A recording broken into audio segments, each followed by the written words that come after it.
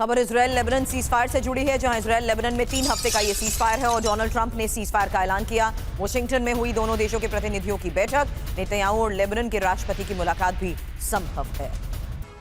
मनीष, ये Donald Trump की तरफ से एक और बड़ा ऐलान, जहां वो साफ तौर पर ये कह चुके हैं कि ये उन्हीं की कोशिश का नतीजा है कि इस फ्रंट पर भी सीजफायर हो पाया है, क्योंकि बहुत सालों बाद आमने सामने बैठे नेता।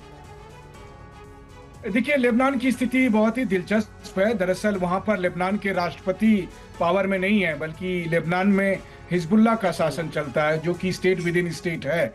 तो ये बहुत हद तक निर्भर करता है कि लेबनान में सीज फायर बना रहेगा या नहीं बना रहेगा। ये फैसला लेबनान के राष्ट्रपति या लेबनान की सेना नहीं करती है, बल्कि हिजबुल्लाह करता है। हिजबुल्लाह की तुलना में लेबनान की सेना की स्थिति 10% भी नहीं है। तो ऐसी स्थिति में ट्रंप भले ही लेबनान में सीज फायर का इस वक्त दावा कर रहे हो, लेकिन बात इतनी सी है कि हिजबुल्लाह जब चाहे उसी वक्त वो सीज फायर को तोड़ सकता है। और ये बहुत हद तक निर्भर करता है कि अमेरिका और इजराइल ईरान के खिलाफ क्या जंग करता है। अगर मान लीजिए ईरान के खिलाफ जंग शुरू होगा तो लेबनान के राष्ट्रपति का इंतजार हिजबुल्लाह नहीं करने वाली, और वो तुरंत ही फिर नॉर्थ इजराइल पर दोबारा से उसी तरह से हमले शुरू कर देगी जैसे वो जंग के दरमियान कर रही थी। तो इसलिए मुझे लगता है कि लेबनान का जो मतलब फ्रंट है वो एक साइड फ्रंट है। वहां पर जब भी चाहे हिजबुल्लाह की तरफ से लड़ाई शुरू हो सकती है।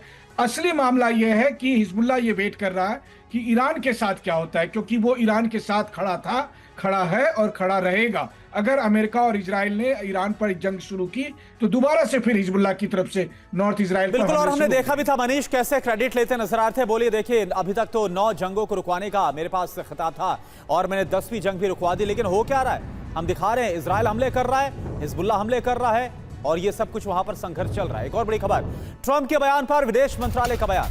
उनका बयान अनुचित और स्तरहीन है।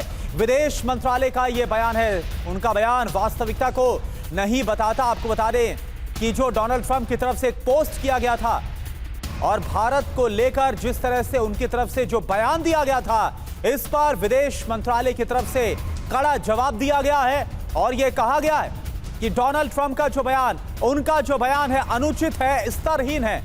उनका बयान वास्तविकता को नहीं बताता है। यह विदेश मंत्रालय की तरफ से आधिकारिक तौर पर यह जो बयान है वो सामने आए, जो इस वक्त आपको कॉपी हम दिखा भी रहे हैं।